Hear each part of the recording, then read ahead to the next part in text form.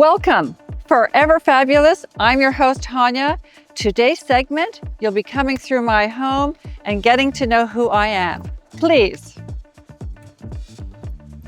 When I first purchased this home, the pool was dilapidated. So I came in, I rebuilt this pool, and we did this kind of translucent kind of border to give that sparkle to the water, and the white marble to give it that clean, crisp look that I so love.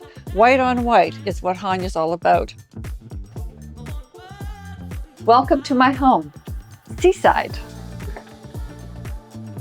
I love when you first come into my home, you see this beautiful blue and white boat. It greets you as though you're going to go away to the seaside. It's magical for me.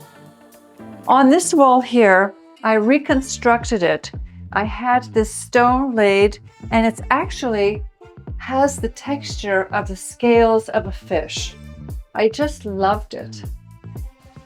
I love this little light that I have in the vestibule. It reminds me of a sea urchin. Just such a beautiful little touch. I love to mix a little bit of fun and eccentricity to my homes. When you go into my powder room, I'm crazy about my sink area. That light stays on day and night, and I just love how it illuminates. I'm a March baby, and so I'm a Pisces.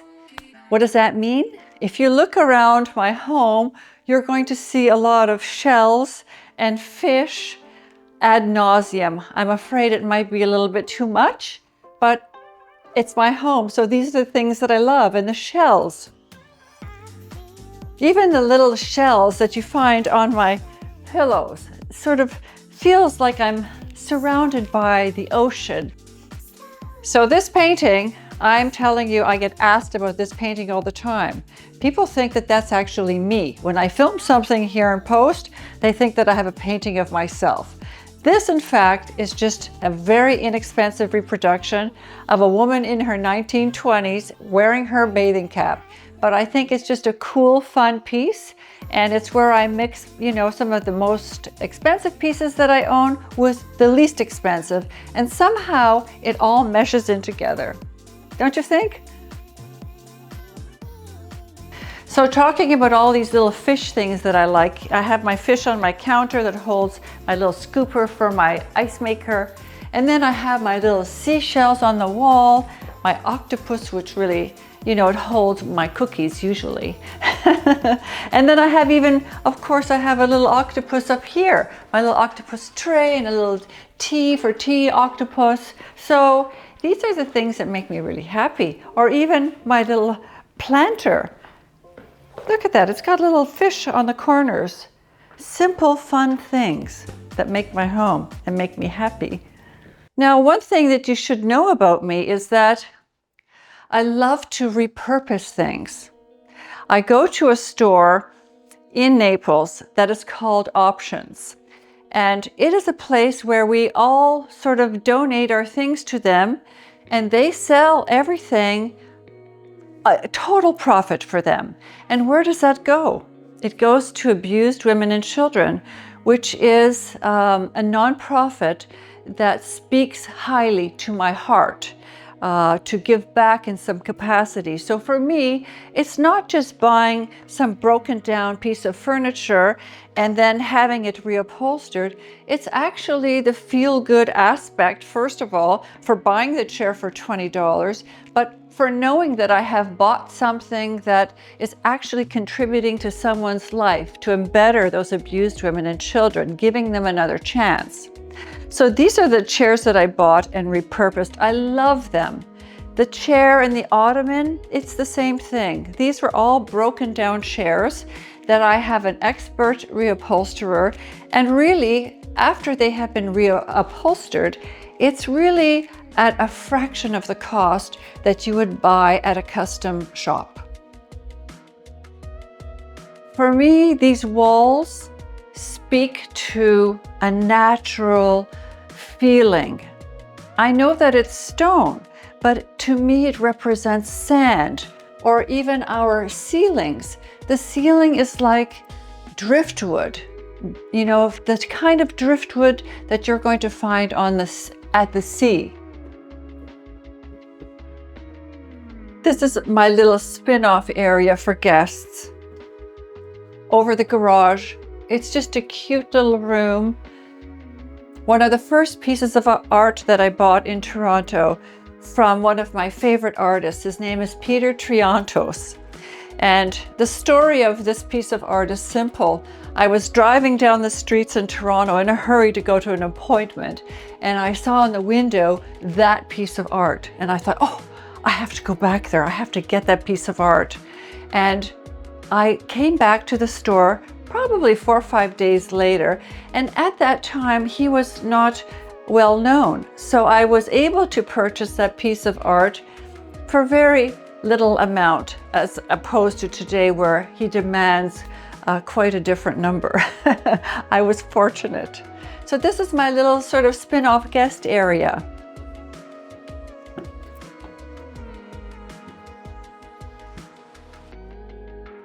All of this art that you see on the wall, this was all hand-painted watercolors by my daughter.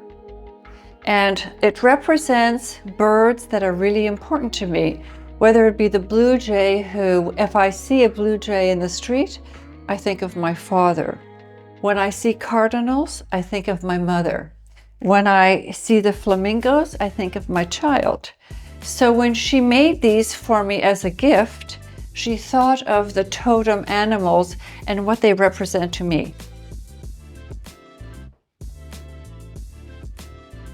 This is my second area for guests where they can come and relax. Whereas if someone is downstairs watching TV, my guest can come here and enjoy their privacy for the evening or for an hour or for whatever they like. And it represents for me a comfort and privacy for my guests. The shutters on this wall are one of my favorite because there is not a lot of light or window space in this home. So what this creates is almost like a very comforting cocoon. It feels like there could be shutters behind, or windows behind these shutters rather, but in fact, they're just shutters, and it gives you that feeling of bringing the outside in without actually having access to the outside. Of course, the seaside motifs. I told you. It is perhaps a bit much, but I don't care. I love these watercolors. My guest room represents blues and cheery and this feeling of calm. And their bathroom with the beautiful fish and the colors of the sea and the tiles. And of course, you have the seashells that were built in with the sand into the cabinetry. You will find that the entire house has been texturized on the walls. And what I mean is, in this room, we have a double texture of kind of like a driftwood on the base.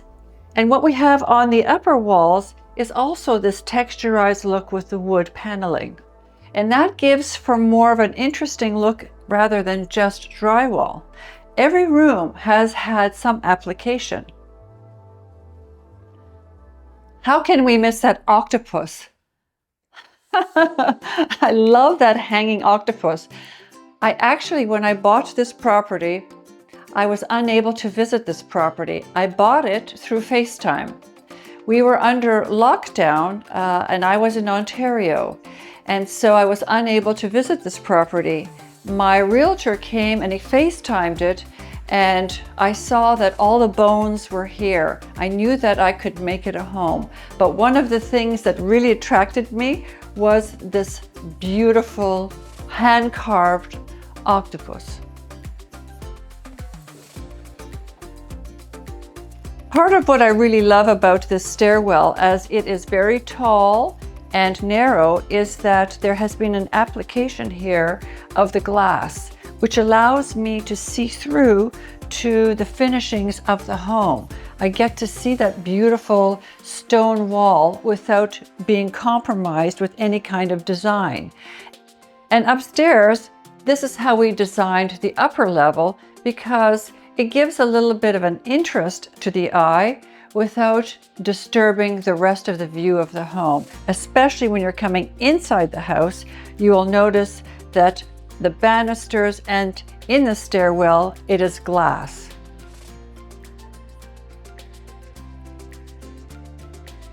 And here we come into my sleeping area where I go to relax. And you see, once again, it's those vibrant blues. And this is, of course, Jaja, my little dog, who thankfully is not barking today. The master bedroom has the same wood touches along my walls, and also in a simplistic form, sort of a copy of what happened down in on the main level. You have these kind of simple beams. You know, it brings your eye up. There is an interesting look and texture to that ceiling without it just being a simple ceiling. And we have my powder room, my bathroom rather, and that's my home. That's my space. Welcome.